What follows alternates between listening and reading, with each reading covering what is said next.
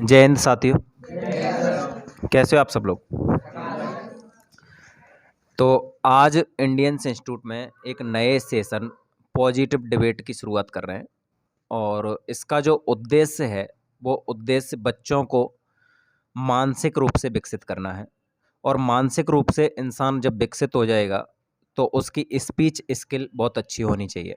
और speech skill अगर उसके पास है तो वो व्यक्ति किसी भी टॉपिक पे लिखने में, किसी भी टॉपिक पे बोलने में और सबसे बड़ी बात एक तर्कपूर्ण बात करने में सक्षम हो जाता है।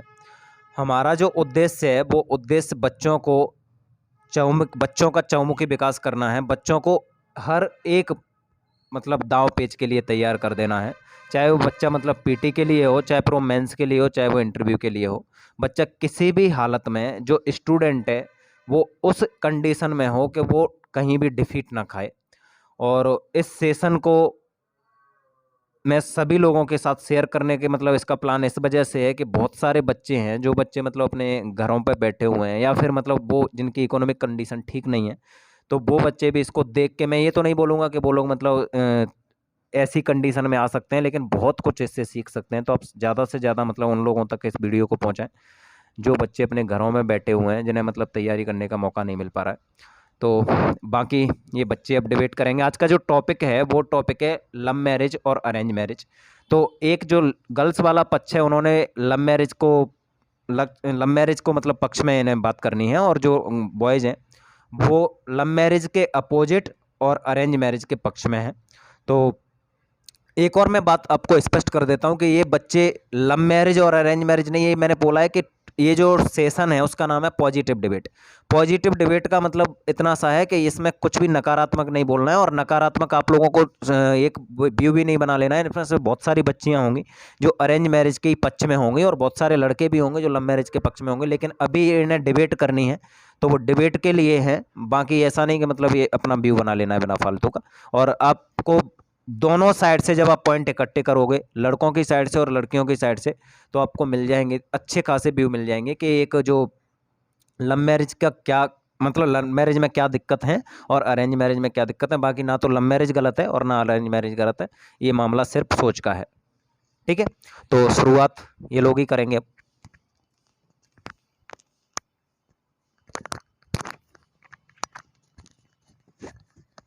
हम सभी की ओर से सर के लिए धन्यवाद। आज इन्हें नया सेशन शुरू होने वाला है। इसका मैं क्वेश्चन पूछता हूँ कि लव मैरिज कहाँ तक सही है? क्या अपने माँ बाप की खुशियों के विरुद्ध जाकर लव मैरिज करना ठीक है?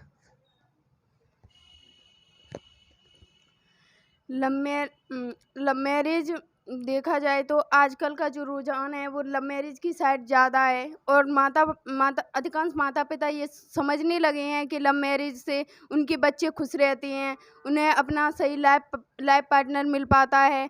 लव मैरिज से है जो उनके बीच में समानता रहती है हर क्षेत्र में। दोनों पार्टनर एक दूसरे पर विश्वास करते हैं, किसी प्रकार का शक नहीं करते हैं। और जो पुरुष के जितने अधिकार होते हैं वो एक महिला के भी अधिकार होते हैं, इसलिए। जैसा कि इन लोगों ने कहा था कि माँ बाप इस चीज़ को इस विरुद्ध जा रहे हैं उनसे, तो माँ बाप को तो खुशी, बच्चों की खुशी में माँ बाप की खुशी रहती है। अगर बच्चे खुश रहेंगे तो माँ बाप को क्या टेंशन हो रही इस चीज़ की। और आजकल पहले के लोग मानते थे कि लव मैरिज गलत है, लेकिन आज तो ये सही है। आजकल माँ बाप समझदार बहुत हो चुके हैं और वो भी चाहते हैं कि हर चीज़ बच्चों की खुशी रहे। पहले लोग और माँ बाप की खुशी को ही देखें केवल, तो इसमें ही माना जाएगा कि अगर लड़की शादी सगाई कर रहे हैं उनकी, तो ये उनको पसंद ही नहीं है, जब भी ज़बरदस्ती उसकी सगाई कर देते हैं। ना तो वो लड़का को पहचान पाती है और ना ही वो अपनी डिसीजन ले पाती है। इसलिए माँ बाप इसी को समझने लगे हैं अब तो समझदारी ऐसी बढ़ती रहेगी तो लव मैरिज के ज़्यादा पक्ष में रहेंगे लोग। तो फिर उसका अब मैं इन लोगों से पूछना ये चाहूँगी कि ये सब चीज़ें सही है जो कि अरेंज मैरिज लोग सामने वाले को पहचान भी नहीं पा रहे फिर उसके शादी करवा दें, अब लड़की ज़िंदगी भर अब भुगतती रही, सब सही है क्या?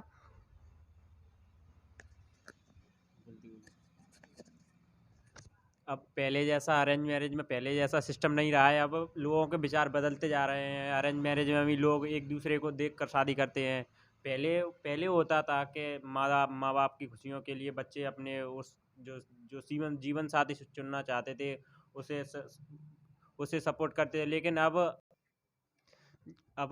अरेंज मैरिज में भी ज़माना बदल गया है। लोग बच्चे एक दूसरे को देखने के लिए घर वाले भी सपोर्ट करते हैं कि एक दूसरे को देखो, डेट पे जाओ, जिससे अरेंज मैरिज सफलतापूर्वक हो जाए। और अरेंज मैरिज की सक्सेस रेट लव मैरिज से ज़्यादा रहती है। मेरा क्वेश्चन ये है कि लव मैरिज एक तरह से प्यार नहीं, वो अट्रैक्शन और हार्मोन होता है। वो आगे चल के फिर कर तो लव मैरिज लेते हैं, लेकिन वो अलग हो जाते हैं। तो ठीक है ये सब लव मैरिज? तो लव मैरिज का मतलब ये नहीं होता कि तुम 4 दिन 5 दिन सामने वाले को पहचानो, अट्रैक्शन हो, फिर वो लव मैरिज हो जाए। लव मैरिज में कम से कम, लव मैरिज तो स्टार्ट, लव तो स्कूल से, कॉलेजों से स्टार्ट हो जाता है। जब से थोड़ी ना रहता है कि उसको सामने वो पहचान जाते हैं, उसको क्या पसंद है, क्या उसकी कमी है, क्या उसमें अच्छाई है, सब चीज़ हम सामने वाले की पहचान जाते हैं। उसका मतलब ये थोड़ी ना है कि हमने 4 दिन सगाई होती। अरेंज मैरिज में क्या, सगाई करने के बाद 1 महीने 2 महीने बाद सामने वाले को मिल पाता है। जब लव मैरिज में हम उससे 4 साल 5 साल से जिसे लव कर रहे हैं, उसको पहचान पाते हैं अच्छे से। क्या 1-2 महीने उसको पहचान लेंगे सामने वाले को, क्या ये सही है? और अरेंज मैरिज में माना जाता है, अरेंज शादी करे ज़बरदस्ती, तो उसको मतलब पहली लड़की समझदार नहीं हुई, उससे पहले उसको मतलब बच्चे पैदा हो जाते हैं, 18 साल की शादी कर दी उसकी, और ज़बरदस्ती उसे बोल डाला जाता है। और इससे एक ये भी बात है कि जो दहेज है ना, दहेज, इस दहेज भी कम होगा। कि ये सही बात है कि माँ बाप दहेज लौटा रहे हैं उसको, खुद को उनके पास मतलब खाने के लिए है नहीं, लेकिन जब भी वो सामने वाला से टॉर्चर करता है अरेंज मैरिज में कि दहेज चाहिए, तो क्या सही है? क्या आप इससे सहमत हो कि दहेज देना चाहिए?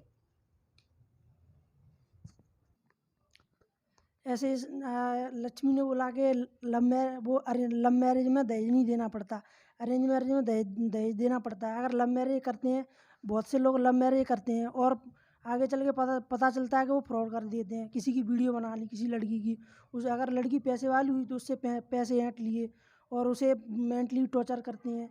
और इससे क्या होता है, अगर दहेज देना अगर गलत है तो इसके बारे में समाज को जागरूक होना चाहिए। किसी लड़के से अगर कोई लड़का दहेज लेता है तो उसे ये बोलो कि आप दहेज क्यों ले रहे हो। ऐसा थोड़ी ना होता है कि आप अरेंज मैरिज को गलत बोल देते हो। अरेंज मैरिज इसलिए करते हैं कि अब अगर अरेंज मैरिज में अगर कोई गलतियाँ हो जाती है या हस्बैंड वाइफ के बीच झगड़ा हो जाता है, तो इसमें माँ बाप और आपके सास ससुर उसको समझा सकते हैं। और लव मैरिज करते हैं उसमें कोई नहीं समझा सकता, आपका दोस्त भी आपका साथ नहीं देता है। क्या आप इसके बारे में क्या कहना चाहते हैं?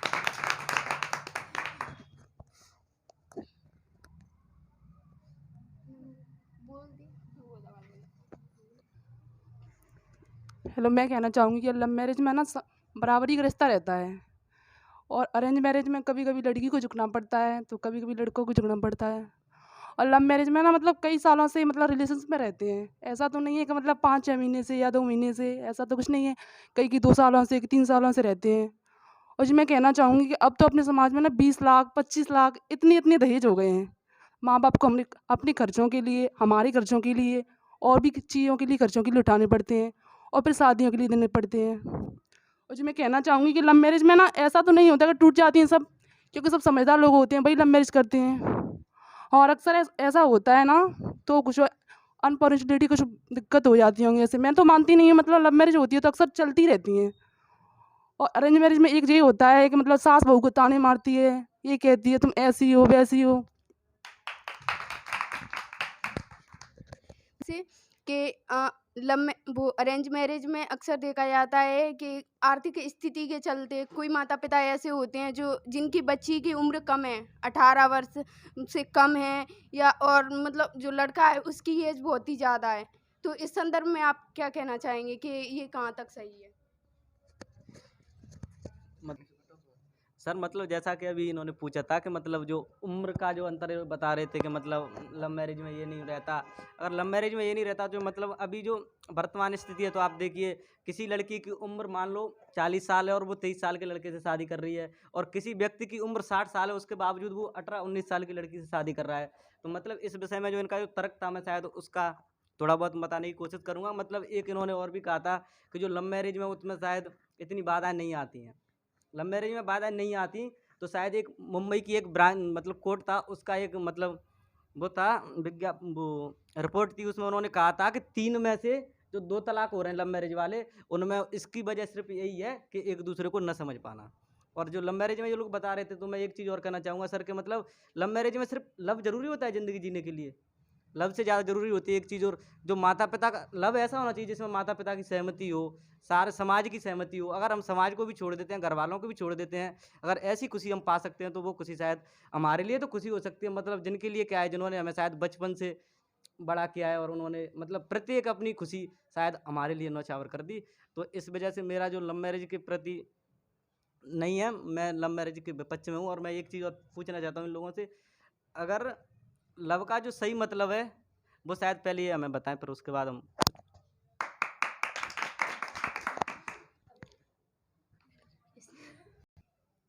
जैसा कि इन्होंने बताया था कि मतलब लव का मतलब क्या होता है, तो लव का मतलब तो ये होता है कि मतलब लव हो तो जाता है, लेकिन कुछ लोग हैं ना, उनका बहुत कम टाइम तक रहता है, और जो एक दूसरे के ऊपर भरोसा करते हैं ना, उनका बहुत ज़्यादा टाइम तक रहता है।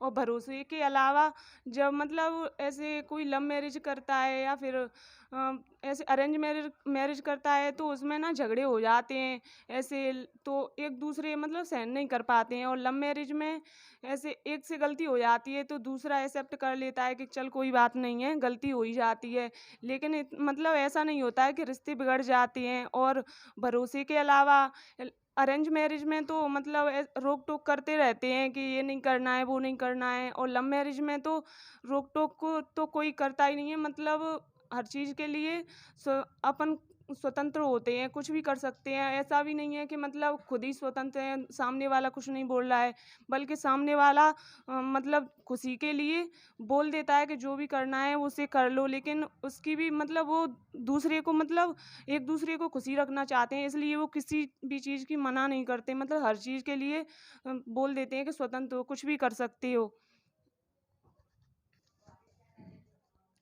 लव मैरिज आधा और आधा 1 घंटा की कोई मुलाकात तो है नहीं, वो साल 2 साल की मतलब आपस के मिलना-जुलना हर चीज़ होता है, तो हम उस सामने वाले इंसान के बारे में सब कुछ जान जाते हैं, उसकी अच्छाई, बुराई, उसे क्या पसंद है, उसे क्या नहीं पसंद है। लव का मतलब होता है एक-दूसरे को अच्छी तरह से समझना, एक-दूसरे की रिस्पेक्ट करना।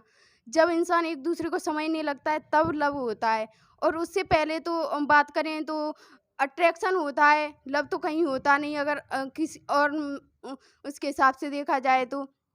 लेकिन जो लव का असली मायने है वो एक-दूसरे की समझ पर निर्भर करते हैं। और इन्होंने एक और बात कही थी कि जो अरेंज मैरिज को माता-पिता की खुशी से जोड़ा था, तो मैं उनसे बोलना चाहूँगी, क्या लड़की और लड़कियाँ की मतलब उनकी कोई स्वतंत्रता नहीं होती, उनकी कोई खुशी नहीं होती है?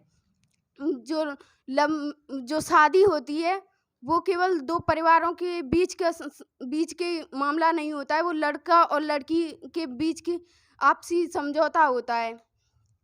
उन्हों को भी दूसरे को समझने का मौका मिलना चाहिए। लव मैरिज ऐसा नहीं होता है कि किसी जाति, धर्म या धर्म को देखकर हो जाए, वो किसी के साथ भी हो सकता है। तो इससे देखा जाए तो आगे चलकर समाज में समानता भी आ सकती है। मुंबई एक केस बताया था, तो इससे ये भी तो हो सकता है कि जो लव मैरिज में होता है बराबर ही समझदार होते हैं दोनों, तो बराबर का हकदार अपने हक मांगती है लड़कियां।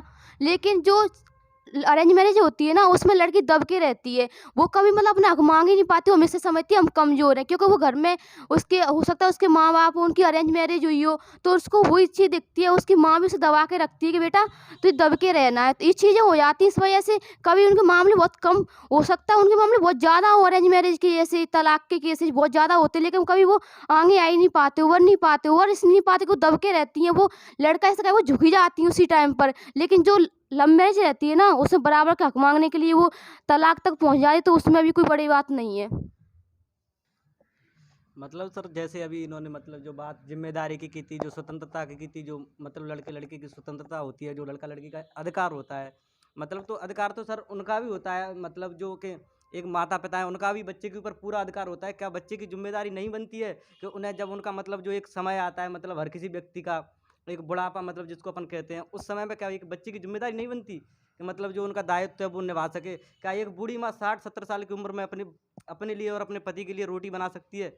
अगर मतलब ये बोलते हैं कि लड़का लड़की स्वतंत्र है, मतलब मैं कहता हूँ सर, ज़्यादातर तो लव के जो रिजल्ट आते हैं, शायद मैं ज़्यादा तो नहीं पता मेरे को, मतलब जो ज़्यादातर अगर डिवोर्स को देखा जाए तो सबसे ज़्यादा मामले शायद लव मैरिज के ही आते हैं। और दूसरा जो बोला था उसका आंसर मैं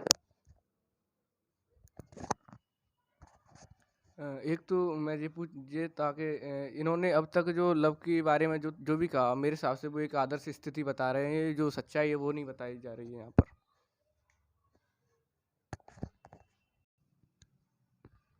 जैसा कि इन्होंने बताया कि लव मैरिज की सच्चाई ये है लव मैरिज की, जब जब कोई लड़का लव मैरिज करता है तो अपने परिवार वालों से, अपने दोस्तों से, अपने रिश्तेदारों से सबसे दूर हो जाता है और दूर हो जाता है और लड़की भी दूर हो जाती है।